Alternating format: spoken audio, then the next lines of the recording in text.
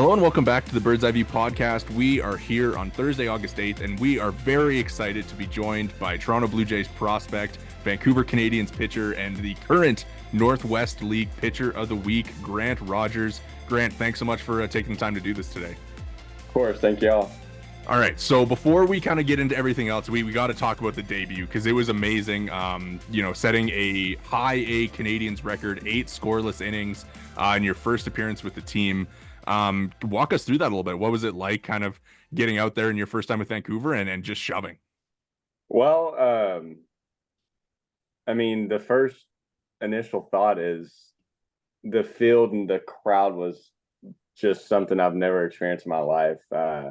Even in college, I didn't get that many people in the crowd, so it was a huge difference. Basically, the only thing I told myself, I'm just going to go in and I'm just going to give my team a chance to win. That's all I was hoping for, and it just kept on going. I was like, okay, I can roll with this. So I felt amazing leading up to it. So I was very fortunate to have the opportunity. Yeah, well, obviously very excellent start and like very impressive considering, just being promoted to high A and kind of moving across the continent to end up in Vancouver. How is kind of that transition been starting in Dunedin this year and then getting that promotion to Vancouver and having to move, from Dunedin to Canada? Start of the year in Dunedin, a little bit inconsistent, had to work on some things. So I was glad with my time there and all that I learned. And once I got the call, I felt like I was prepared and ready. Been working hard all season. And I was really excited to get out of the Florida heat. I'll tell you that. I got to the point where I was losing 6 to 7 pounds per start in Florida. Oh my God. But I've never seen any mountains in my life, and coming to Vancouver, it's just I can look out my window and look at the mountains. I thought that was pretty cool. That's awesome. With being from Texas, the Florida heat, it got to you? Oh, it got to me. It always got to me in Texas, but not like Florida. Florida's a different breed. That's funny. So what has it been like, I guess, moving up to the Great White North, so to speak, and just having the chance to be in Canada? Is it your first time up here? First ever time in Canada. So what has that been like? I was fortunate enough. All my friends that I know were already up here, so it was a really easy transition. Them showing me around, them helping me out with all the new side of a new team. So just trying to get my routine down and see what I like to do here. So I start a routine just going on a walk and looking at everything, looking at the scenery every day. So that's been really good. I haven't been this happy in a while. We've had the chance to ask a few prospects this. Did you have your passport already? I already did have my passport. All right. Not your first rodeo. You knew what you were doing. Have you hit up a Tim Hortons yet? Yeah, a lot. Very nice. Yeah, a lot, and I love it. What's the go-to order?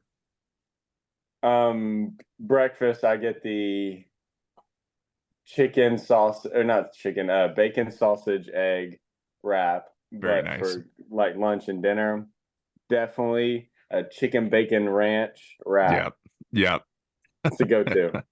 Hell yeah, I love that. I guess kind of with you mentioned it in Dunedin, kind of working on some things. What has kind of been the main focus of your time in pro ball and kind of the things you've been working on improving to this point? So basically, my last year in college, I went from throwing to a high slot to low sinker slot. And this January, they told me they wanted me to do both. So I've been focusing on that. Got 7 pitches right now, and getting into my legs. I was really using all arms and just getting into that good firing position to set myself up for good opportunities. Yeah, I'm glad you mentioned the pitch mix thing because obviously we have some data from like Baseball Savant that's publicly Mhm. available, so we can kind of look at your pitch mix. And you know, I was kind of surprised to see like the 7 pitches come up there. What do you kind of how do you go about like having so many pitches and being able to throw like you know, that many different types of pitches? You know, obviously like we can list them off like the cutter, fastball, sinker, slider, splitter, change, curve. Like how do you kind of go about having that many tools in the bag in any given start? Honestly, I just pick and I just see how they work in the bullpen. I'm like, all right, so this is so I'll say my splitter. It's not doing anything. Scratch that. We're not using it. We're going with the changeup because I have a splitter that can go down. I have a changeup that can go down. I also Right. have a cutter that can go away and a slider that can go away. So whatever's not working, I always have a backup plan. So that's always been good. Yeah, nice. And then I mean, kind of with the debut, I mean, it looked like the slider was kind of the was working. Was that kind of the It case in that was one? a heavy percentage of sinkers and sliders. Nice. Sinkers kind of like second nature to me because I learned it in 4 months over the off season before my college season, Okay. and I just feel like I that's the best pitch I can locate. And the slider, it's been rocky towards the beginning of the season, and then I started figuring some stuff out to where I can get the long sweepy one that I wanted.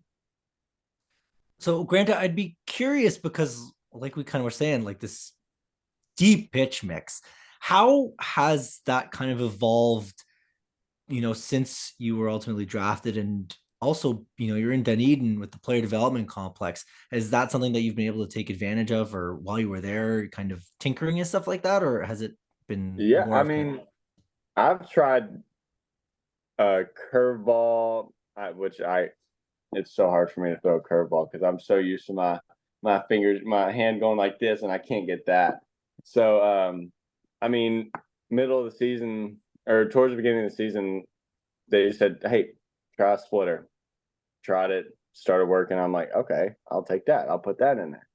And I mean, it's helped me because I was standing on the very right side of the rubber towards third base side, and it was so hard for me to get my changeup and sinker to locate rather than leave it at all arm side and inside, so righty. So I made the switch all the way to the first base side of the rubber, and it's helped me a lot.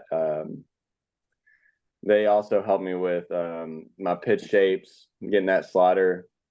So it's helped a lot being in like so close to the complex and everything. I got to ask about the splitter because for you being 6'7", I mean, it makes sense to kind of get that thing tumbling down. But you kind of mentioned like with the arm slot stuff. Is that something the splitter that you kind of have to work a little bit more over top of to kind of get that Yeah. that downward? Yeah. So I'll sometimes get pushy with it, and that's when I know my arm slot goes more lower. Right. And but when I can just see it, the spin and it just going straight down, that's when I'm like, okay, that's where I Okay. need to be. So I'll make that adjustment if it happens in a game. Interesting. Interesting. Yeah, that's super cool. Very interesting. And let's kind of go back to your draft experience. Obviously, you know, the draft being just a little bit over a year ago.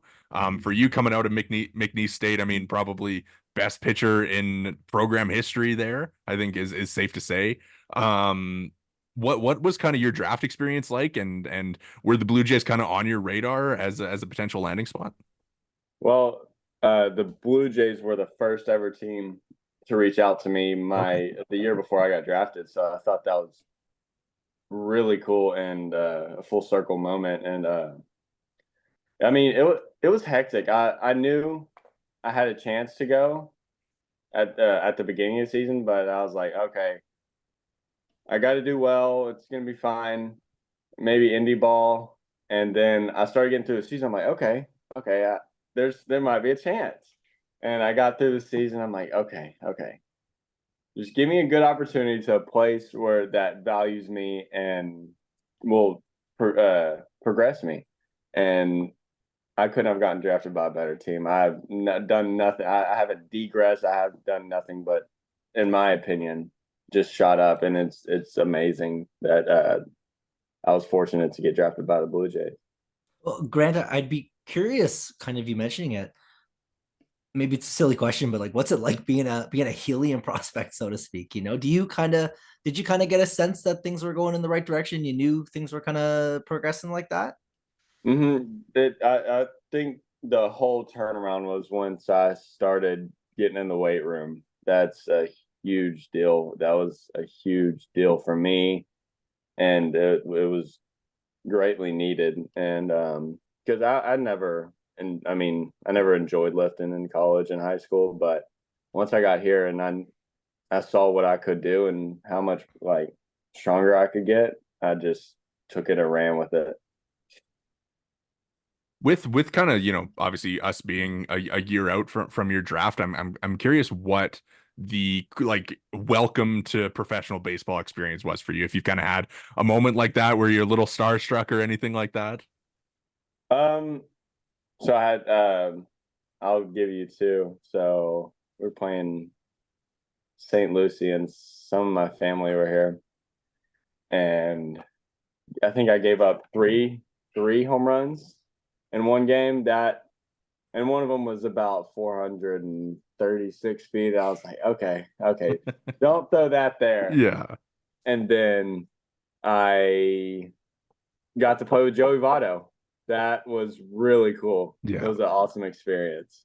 Yeah, I mean, we of course we're hoping you would bring up Joey Votto. I mean, what is it? What has it kind of been like to have been his teammate for even a short period of time? He was filled with so much knowledge. It was like just hearing him talk about all these things, like stories, was just mesmerizing to me because I mean, I've always known of him. I thought that was the coolest thing ever. And he brought us all, the whole team and staff, out to dinner. It was super nice, and I think the world of him. He's awesome. Yeah, yeah, super cool to kind of get that opportunity for sure. Yeah. Growing up, were you like a big MLB fan, like kind of following? Yeah, are you a Um, Rangers fan? nope. No, Astros. I was an Astros. Astros Oh fan. yeah, yeah. I could name the whole lineup like when I was little. So one time I was in a pool and I hit my head. They thought I had a concussion. My mom would always wake me up around every 2 hours to make sure, and she'd be like, "Just name me who's Astros third baseman." I just name it right then and there. That's awesome. Do you kind of have like who are your guys growing up? Uh, Craig Biggio, Yeah. love Lance Bergman. He was actually a coach in the conference that I played in Oh, college, really? Okay. so I got to talk to him a little bit. Um, Brad Ausmus. I Yeah. loved Brad Ausmus. Nice. That's awesome. That's a sweet name pull. Like, I mean, obviously he's Mhm. with the Yankees now. Yeah, You mentioned Craig Biggio. I mean, spring training at all? You get to be around Cavan, talk to him at all? I did not. No. Ah, I was hoping his dad would show up. yeah. Uh-huh. Yeah, that's yeah. I mean, kind of too bad, but Oh certainly a well. cool experience. I mean, there's certainly enough guys in the J system who have kind of the major league connection. So maybe Yeah, maybe eventually you can find a way to Craig for sure. I'm hoping. I guess kind of with that, I mean, looking to your, future a little bit here, what have kind of been your or what are your goals for the remainder of the season in Vancouver? And what are you hoping to accomplish now that you're up a level here? I just want to stay healthy, first of all, of course, and then every shop, every opportunity I get, I'm getting to try my best to give my team a chance to win. That's all I want to do. I love winning. Cannot stand losing, of course, that's given. But it's just the focus of getting the first pitch strikes, getting ahead, which helps out tremendously. I've had games where I would not get ahead, and those just wouldn't be the best. But main point, I don't want to be a me guy. I want to move up, but I just want to win. That's all I want to do. No, great mentality to have for sure. Uh, with regards to kind of the point of staying healthy and stuff like that, is kind of things like arm care and you've mentioned the weight room already. Is that something that as you've approached the pro ranks, you've kind of learned more and evolved in some respects? Oh yeah, in college I really didn't do any arm care, and I definitely felt it after every game. So once I got drafted, it was like a set thing: go throw, arm care, lift, and that's what I've stayed by the whole time. I have a whole routine. I know what I'm supposed to do on what day. So that's the arm care is a huge thing because knock on wood, I felt great all season. I haven't really had any trouble. Yeah, I mean that's great. Is there kind of something that's like looking at being like a professional baseball player and getting into that routine that has really stood out to you as kind of helping you like take this leap and be able to find this success and continue to move up through the minor league ranks? Yeah, I mean, my whole thing is I was never one. I was really low maintenance, really didn't need to throw, really didn't need this. But once I got here, I realized, dang, I really need to throw every day. Not every day. I need to have like my light days. I need to have my heavy days. I need to have my medium days. And then I have my one off day. I'd never even thought about that. So I'd getting that implemented, then just the trainers being so helpful and like anything you need, they're there.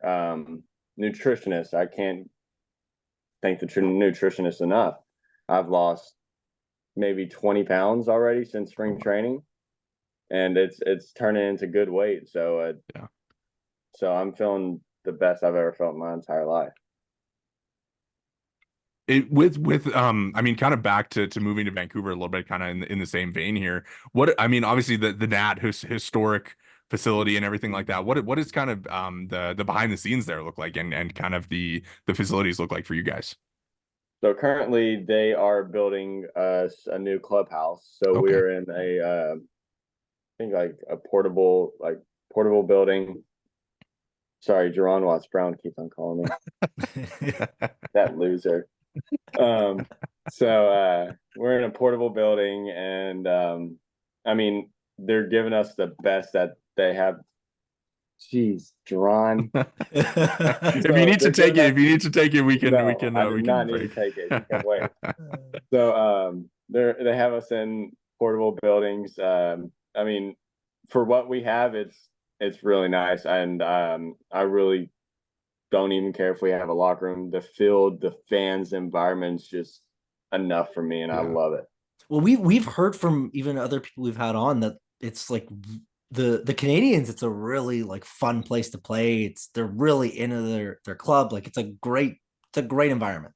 And the team, the coaches, like the nutritionists, the strength coaches, the trainers are just absolutely amazing. And that's probably anywhere I'm gonna be at with the Blue Jays. And I mean, I don't think I've ever had so much fun even sitting on the bench watching a game. It's just amazing. That's awesome. That's super cool. I mean for you, like you kind of mentioned it earlier, and obviously you got Duran calling you here. A lot of the Dunedin guys have moved up to Vancouver this year. Who have been kind of some of your buddies throughout the season, and like who are you hanging out with on a day-to-day basis? So during spring training, we me, Jerron Watts Brown, Brandon Barrera, Landon Morotas, and Gage Stanifer, we all created a group message. We're all best friends. Nice. We all hung out. And then Brandon went down, then Landon went down. So it was just me, Jerron, and Gage. And then Jerron left to come here. And it was just me and Gage. And then I came here. I was like, oh no, Gage.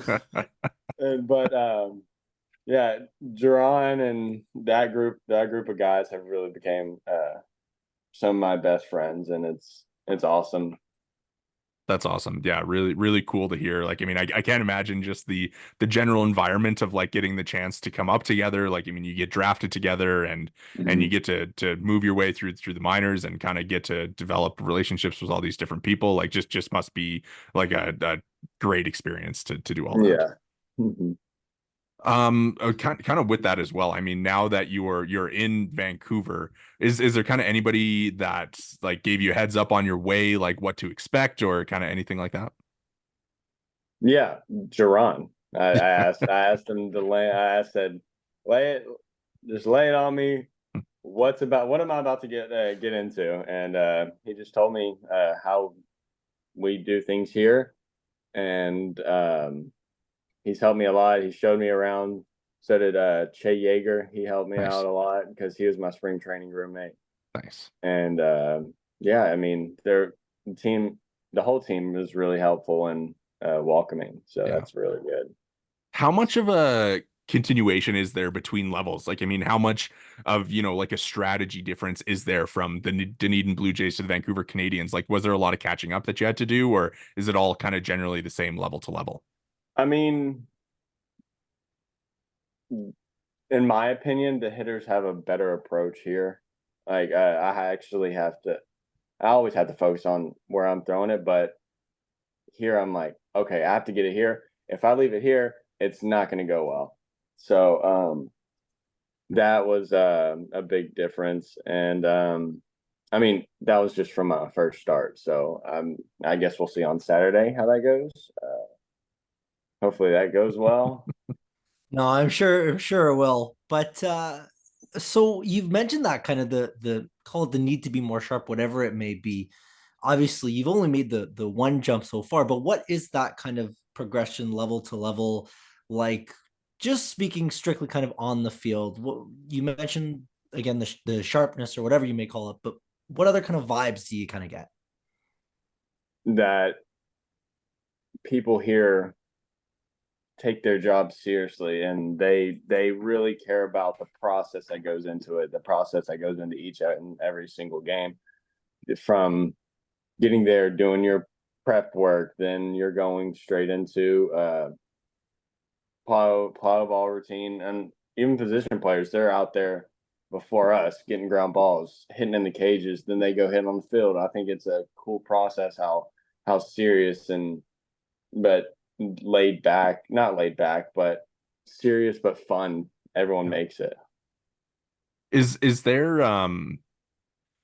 is it like, I mean, kind of seeing the position players, I mean hitters, like, I mean, what's kind of the relationship like between groups where, like there's guys who have been in Vancouver for a while that like maybe you don't know as well. Like what is the interaction like between positions?